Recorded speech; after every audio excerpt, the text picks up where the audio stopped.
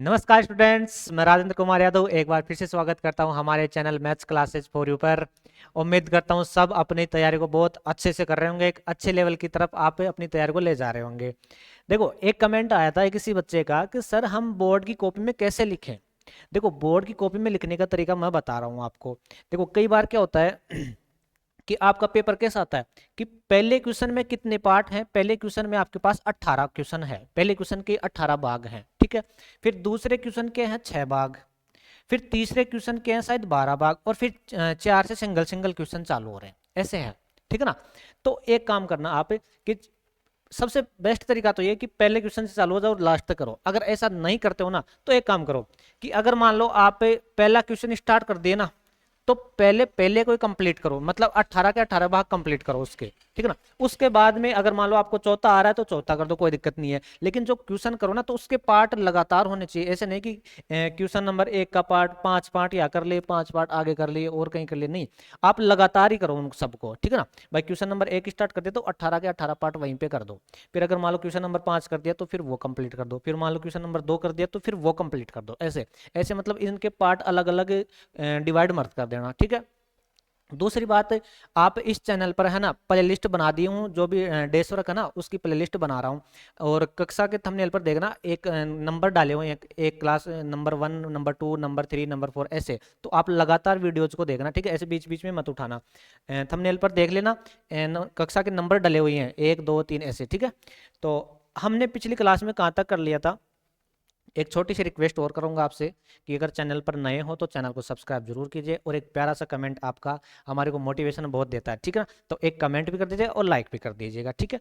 Next देखो, हमने question number 5 तक कंप्लीट कर लिया था, और आज स्टार्ट करेंगे हम कौन सा, क्वेश्चन नंबर 6। तो क्वेश्चन नंबर 6 में देखो क्या है।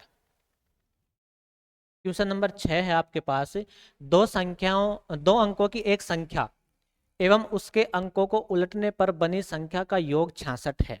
दो अंकों की कोई संख्या है, ठीक है। यदि संख्या के अंकों का अंतर 2 है तो संख्या ज्ञात कीजिए। भाई कोई भी संख्या होती है उसमें एक तो इकाई का अंक होता है, दहाई का अंक होता है, सैकड़े का अंक होता है, हजार का अंक होता है, ऐसे अंक होते हैं, ठीक है। तो आपके पास जैसे मान लो एक उदाहरण के तौर पे आपको बता रहा हूं कि जैसे मान लो आपके पास 75 है। कितना है? 75 है। अब इसको तोड़ो एक बार। इसमें देखो इकाई का अंक तो कितना है 5, और दहाई का अंक कितना है 7, ठीक है। तो आपको मैं एक चीज बताऊं, इकाई के साथ तो होता है 1, दहाई के साथ होता है 10। अगर मान लो यहाँ पर 1 होता तो सैकड़ा का हो जाता, और सैकड़े के साथ कितना होता है 100। फिर मान लो एक अंक और होता तो फिर वो 1000 में आ जाता, तो 1000 के साथ कितना होता है 1000। फिर अगर मान लो आगे और होता तो 10,000 ऐसे। तो इकाई के साथ तो कितना होता है 1, ठीक है। दहाई के साथ हमेशा कितना होता है 10। इस चीज का ध्यान रखना। भाई कोई भी संख्या होती है, अब जैसे मान लो आपके पास 78 है, इसको तोड़ो एक बार। तो 8 तो ऐसा कैसा आ जाएगा। और बताओ 7 के साथ कौन रहेगा 10 रहेगा, मतलब जो दहाई का अंक है ना उसके साथ हमेशा कौन रहेगा 10 रहेगा। अगर और आगे अंक होता सैकड़ा का होता तो फिर 100 होता, फिर और आगे होता तो 1000 होता, ऐसे चलता जाता है, ठीक है। चलो तो आपके पास कोई संख्या है, तो मैं 2 अंकों की संख्या है, तो मान लेता हूँ भाई, माना माना संख्या का इकाई का अंक, माना संख्या का इकाई का अंक, इकाई का अंक क्या है, इकाई का अंक क्या है x है, तथा संख्या का दहाई का अंक, दहाई का अंक वो क्या आपके पास y है। तो मेरे को एक चीज बताओ, y के साथ कौन रहेगा 10 रहेगा। भाई दहाई का है ना तो कितना रहेगा 10 रहेगा, ठीक है।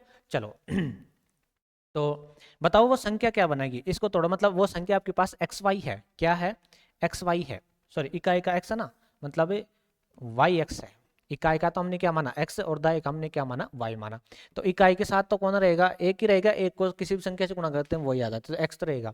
लेकिन y के साथ में बताओ कौन रहेगा, y इंटू 10, मतलब 10y रहेगा ये, ठीक है।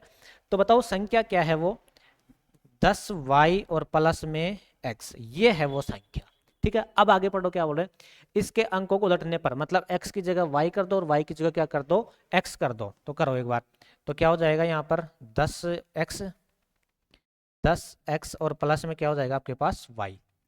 बनी संख्या का योग, योग कितना है 66 है, योग कितना है 66 है। इनके अंकों को पलटने पर ये संख्या बनी और इसका योग, इन दोनों का योग कितना है आपके पास 66 है। तो योग करके हमने किसके बराबर कर दिया 66 के बराबर कर दिया। ठीक है, चलो यहाँ तक एक बार इसको सोल्व करते हैं। 10y और y कितना हो गया 11y, 10x और x कितना हो गया 11x, बराबर में कितना आपके पास 66। 11 कॉमन ले लो तो 11 कॉमन आ गया, तो y प्लस एक्स बराबर में कितना बचा 66। गुणा में आ जाए तो इधर किस में आ जाएगा भाग में आ जाएगा। तो x पहले लिख दूं मैं, x प्लस वाई, या फिर ऐसे ही लिख दो चलो y minus x, y plus x बराबर कितना 11/6, सॉरी 66 कितना हो जाएगा आपके पास 11, 66/11। तो आपके पास क्या निकल के आया कि y प्लस एक्स बराबर कितना निकल के आया 6, समीकरण 1। चलो आगे, ठीक है। नेक्स्ट आपको क्या बोल रहा है वो,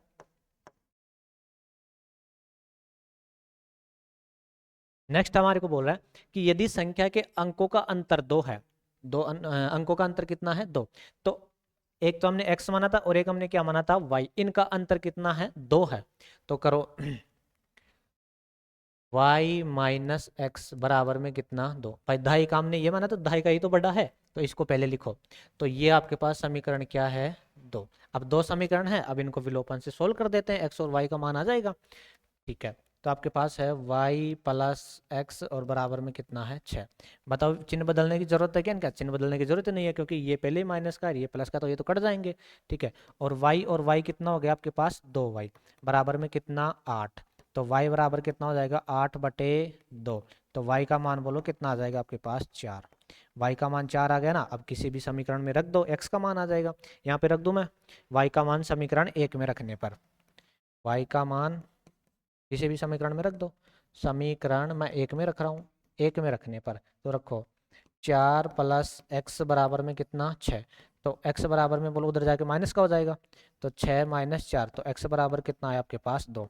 तो बोलो इकाई का अंक तो क्या माना था हमने x माना था, तो इकाई का अंक तो कितना है 2 और दाएं का कितना है 4। तो बताओ वो संख्या क्या आपके पास है, वो संख्या कितनी है 42। संख्या क्या निकल गया है आपके पास 42।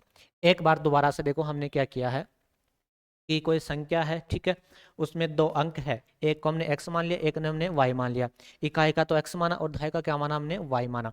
तो दहाई का अंक है ना, दहाई का अंक है उसके साथ कौन रहेगा 10 रहेगा, अगर सैकड़ा का होता 100 रहता, आगे 1000 होता तो 1000 रहता। ठीक है, तो इसके साथ क्या रहा हमारे पास है 10y। ठीक है, अब ऐसे बोला कि इसके अंकों को पलटने पर, दोनों को जोड़ने पर 66 प्राप्त होता है।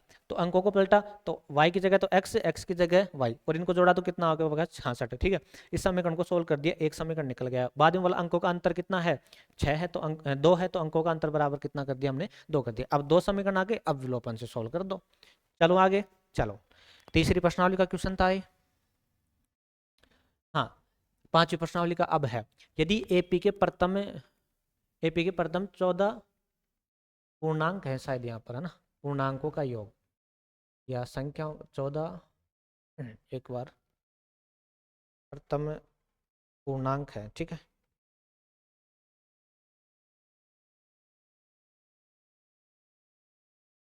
प्रथम 14 संख्याओं का योग, संख्याओं का योग कितना है 1050 है, तथा इसका प्रथम पद कितना है 10 है, तो 20वां पद ज्ञात कीजिए। आपको 14 पदों का योग दे रखा है, योग दे रखा ना, मतलब S14 दे रखा है। देखो एक तो होता है जैसे मान लो 15वां पद, ठीक है, और एक आता है 15 पदों का योग। तो देखो इनको कैसे लिखते हैं, 15वां पद मतलब A15, और ऐसे बोलो 15 पदों का योग तो मतलब S15।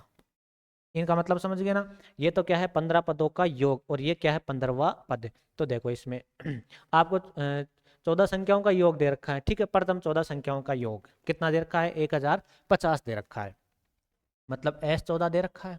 S14 कितना दे रखा है आपको 1050 दे रखा है, ठीक है। प्रथम पद कितना है 10 है, मतलब ए का मान कितना आपके पास 10 है, और 20वां पद ज्ञात करना आपको, A20 आपको निकालना है। ठीक है, चलो आगे देखो S14 दे रखा है, इसको एक बार खोलो। S14 को हम क्या लिख सकते हैं n/2 2a plus n-1 into D बराबर में कितना है 1050 है। ठीक है। अच्छा, यहाँ से n का मान पता चल रहा ना भाई, यहाँ पर क्या होता है, SN ही तो होता है, मतलब n बराबर कितना है यहाँ पर 14, भाई 14 भी तो पद है, n का मान कितना आपके पास 14, इसमें रख दो एक बार। n का मान कितना आपके पास 14/2, 2 a का मान बोलो कितना आपके पास 10, तो रख दो, प्लस n का मान कितना आपके पास 14 माइनस 1, d का मान नहीं है ना तो छोड़ो, d का d रहने दो, बराबर में कितना है 1050। ठीक है, यहाँ से कट के कितना हो गया ये 7 है, 10 दूना 20, यहाँ पर कितना बचा 9d, सॉरी 13d, 14 में से गया तो कितना बचा 13, और कितना आपके पास d, बराबर में कितना है 1050। ठीक है, 7 गुणा में ना इधर आएगा तो किस में आ जाएगा, भाग में आ जाएगा। ठीक है, ले आओ, तो 20 प्लस में है 13d बराबर 1050, और बटे में कौन आ गया 7, तो 20 प्लस में 13d बराबर, इसको काटो देखें कितनी बार करता है, 7 एकम 7, और 7 पंजे 35, और 0 150 बार। ठीक है, 20 प्लस का उधर जाएगा तो माइनस का, तो 13d बराबर 150 माइनस में कितना 20, तो 13d बराबर कितना बचा आपके पास 130 बचा, तो d बराबर कितना 130/13, तो d का मान बोलो यहाँ से कितना आ गया आपके पास 10 आ गया, d का मान कितना आ गया आपके पास 10 आ गया। अब कौन सा पद चाहिए आपको, 20वां पद चाहिए। कोई भी पद निकालने के लिए आपको एक तो a चाहिए और एक क्या चाहिए आपको d चाहिए। रणवीर जी आवाज सही आ रही है, आवाज सही आ रही है, हेलो सर, आवाज सही है, हाँ ठीक है विलीन हो जाते हो आप तो हैं। ठीक है, चलिए नेक्स्ट, देखो कोई भी आप अगर मान लो कोई भी पद चाहिए ना आपको, चाहे 20वां चाहिए 30वां चाहिए कोई सब चाहिए, तो एक तो a चाहिए और एक d चाहिए। भाई a20 को हम क्या लिख सकते हैं, है a20 को हम क्या लिख देंगे, a20 को लिख देंगे a plus 19d, a plus 19d, तो a20 बराबर a का मान बोलो कितना निकल के आया, कितना था आपके पास 10, प्लस 19 इंटू डी का मान भी कितना है आपके पास 10, तो a20 निकल के आया आपके पास कितना 10 प्लस में कितना 190, तो a20 आया आपके पास कितना 200। ठीक है रे, ठीक है, ऐसे करना आपको।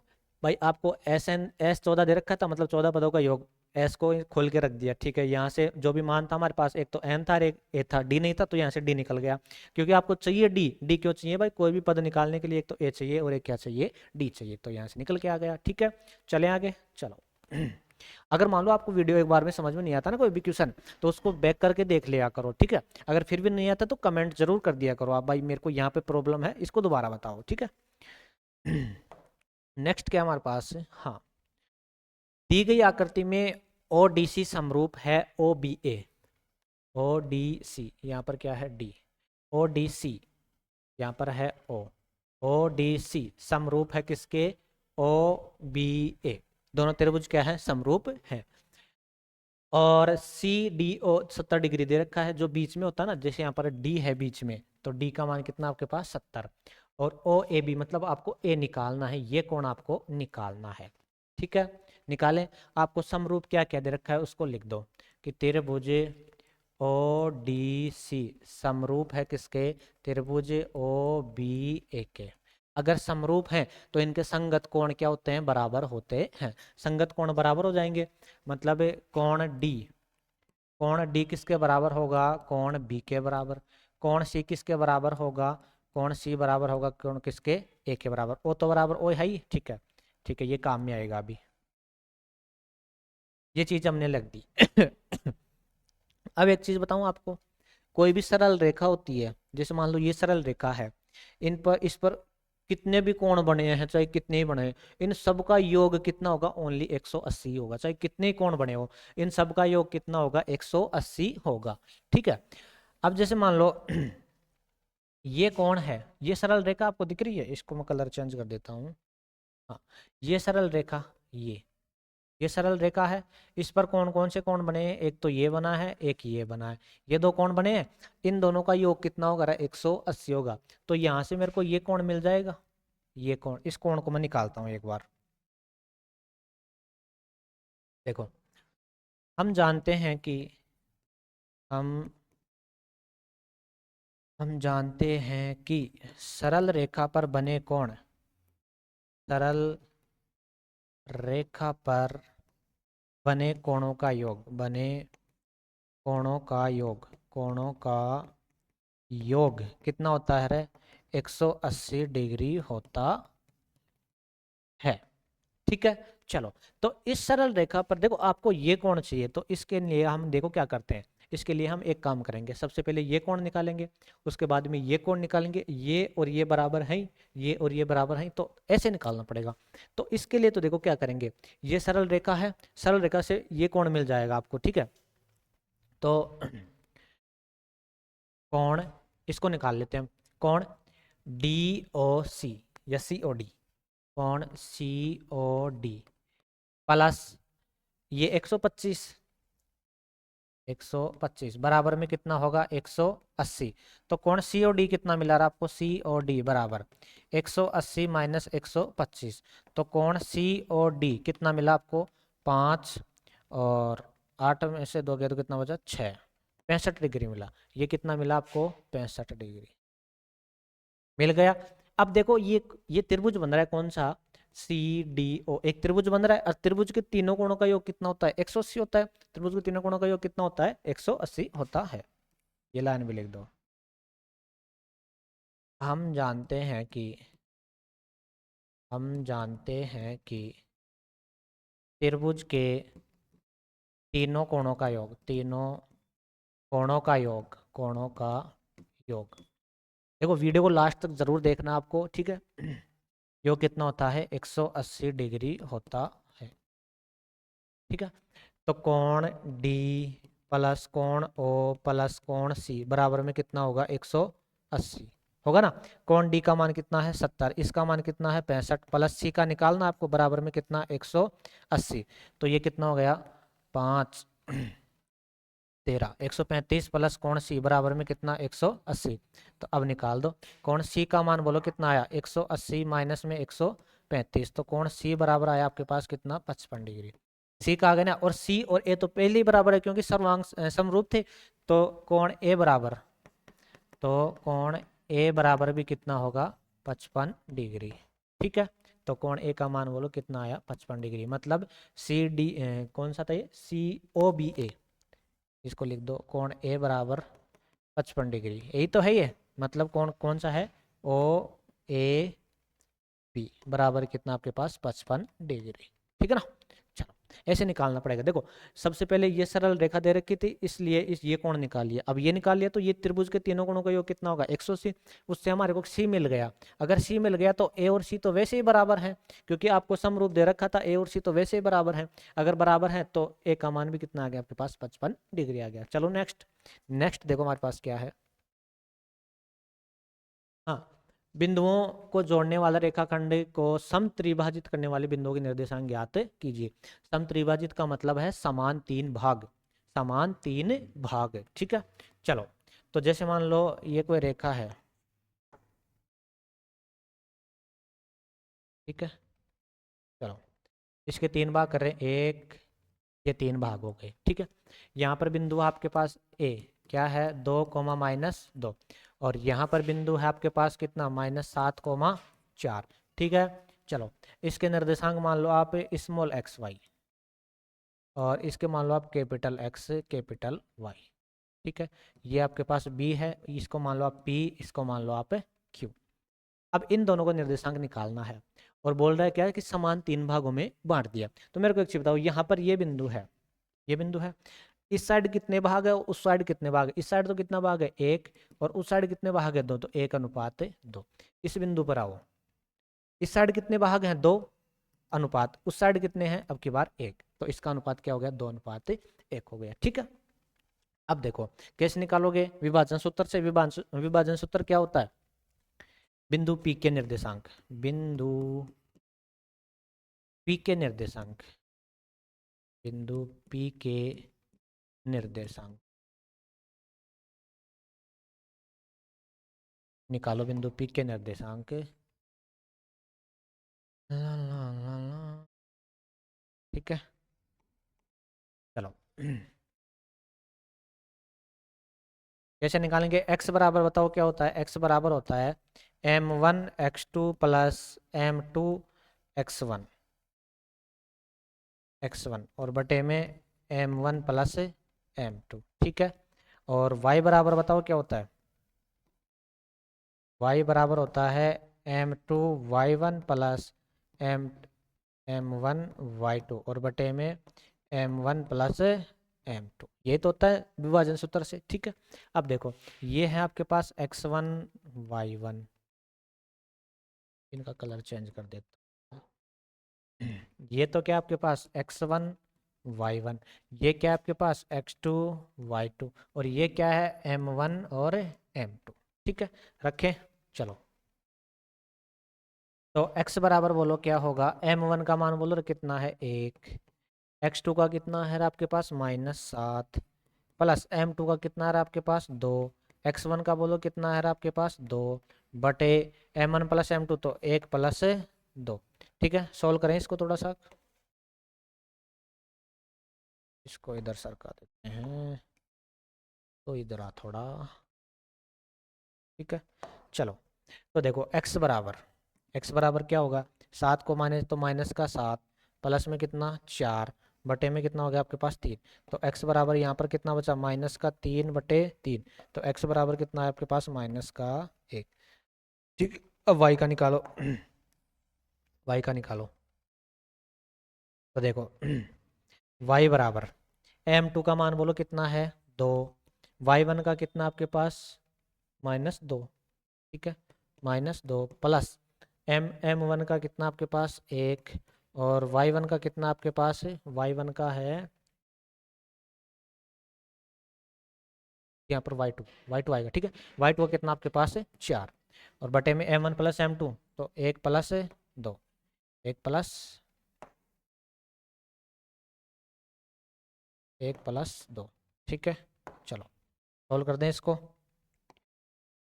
तो y बराबर निकल के आया आपके पास 2 दूनी माइनस का 4 और यहाँ पर कितना प्लस का 4 और बटे में कितना 3, तो ये तो 0 हो गया, तो y का मान कितना है आपके पास 0। ये तो ओनली बिंदु P का हमने निकाला है। अब किसके निकालेंगे, बिंदु Q के, और बिंदु Q के आप खुद निकालोगे। अब की बार बिंदु Q का निकालना है तो x1 y1 x2 y2 तो यही रहेंगे, लेकिन m1 तो ये रहेगा और m2 ये रहेगा। भाई बिंदु Q काम में ले रहे हैं ना, तो अब की बार m1 तो ये रहेगा और m2 ये रहेगा, सेम ऐसे ही निकालना आपको, ठीक है। आप खुद निकालना एक बार हो जाएगा। नेक्स्ट देखो हमारे पास क्या है, हाँ बड़ा इंपॉर्टेंट क्वेश्चन है, यदि tan a प्लस बी बराबर कितना है √3 और tan a माइनस बी भी कितना है 1/√3 दे रखा है, तो a और b का आपको मान निकालना है। तो देखो tan a प्लस बी बराबर √3 कहाँ पर होता है, tan 30 पर tan 60 पर होता है, ठीक है। कहाँ पर होता है, tan 60 पर होता है। ये किसका मान है, tan 60 का मान है, ठीक है। चलो tan से tan कैंसिल हो जाएगा, क्या बचेगा आपके पास a प्लस बी बराबर में कितना 60, समीकरण 1, 60 डिग्री लगा दो। इधर आओ, ये देखो क्या है tan a माइनस बी, अच्छा 1/√3 कहाँ पर होता है, tan 30 पर होता है। tan से tan कैंसिल होगा, क्या बचेगा आपके पास a माइनस बी बराबर में कितना 30 डिग्री, ये आपके पास समीकरण 2। अब 2 समीकरण आ गए, अब इनका मान निकालना है, कर दे विलोपन से सोल्व, तो a प्लस बी बराबर में है 60 डिग्री और a माइनस बी बराबर में है कितना 30 डिग्री, b तो कैंसिल हो जाएगा, यहाँ पर क्या बचेगा 2a बराबर में कितना 90 डिग्री और a का मान बोलो कितना आएगा 90/2, a का मान यहाँ से कितना आएगा आपके पास 45 डिग्री आ गया, ठीक है। अब किसी भी समीकरण में रख दो, किसका मान आ जाएगा आपके पास b का, समीकरण 2 में रख दूं, a का मान समीकरण 2 में रखने पर रख दो, तो 45 माइनस बी बराबर में कितना है 30, 45 उधर जाएगा तो माइनस बी बराबर 30 माइनस 45, तो माइनस बी बराबर बचा माइनस का 15, माइनस से माइनस कैंसिल हो गया, बी का मान बोलो कितना आएगा आपके पास 15 डिग्री, ठीक है ना। भाई आपके पास यहाँ पर कितना होता है √3 था, तो √3 कहाँ पर होता है tan 60 पर होता है, ठीक है। 1/√3 कहाँ पर होता है tan 30 पर होता है। 2 समीकरण बन गए, अब इनको विलोपन से सोल्व कर दिया हमने, ठीक है। चलिए नेक्स्ट, हाँ नेक्स्ट देखो क्या हमारे पास है, 1.5 मीटर लंबा लड़का एक प्रेक्षक एक चिमनी से 28.5 मीटर की दूरी पर है, उसकी आंखों से चिमनी के शिखर का उन्नयन कोण 45 डिग्री है, तो चिमनी की ऊंचाई ज्ञात कीजिए। जैसे मान लो ये तो क्या है, चिमनी है, ठीक है, और ये मान लो क्या है, लड़का है, ठीक है। और ये दोनों कितनी दूरी पर खड़े हैं? ये दोनों 28.5 मीटर की दूरी पर क्या है, खड़े हैं। ठीक है। अब इस चिमनी का उन्नयन कोण कितना बता रहा है? चिमनी का उन्नयन कोण कितना बता रहा है? 45 डिग्री। ठीक है, चलो देखो, ये लड़का कितना है, 1.5 मीटर लंबा, और ये चिमनी से लड़का कितनी दूरी पर खड़ा है? 28.5 मीटर की दूरी पर खड़ा है। ठीक है, चलो, तो आपको इस चिमनी की ऊंचाई पूछे, यही तो है चिमनी, तो चिमनी की ऊंचाई हम क्या मान लेते हैं? h मान लेते हैं। पूरा कितना मान लेते हैं? h मान लेते हैं। अच्छा, लड़का यहीं से तो देख रहा है, तो कोण यहीं पे तो बनेगा, और कोण कितना बता रहा है आपको? 45 डिग्री बता रहा है। ठीक है, इनको नाम दे दो, ए बी सी और डी नाम दे दिया।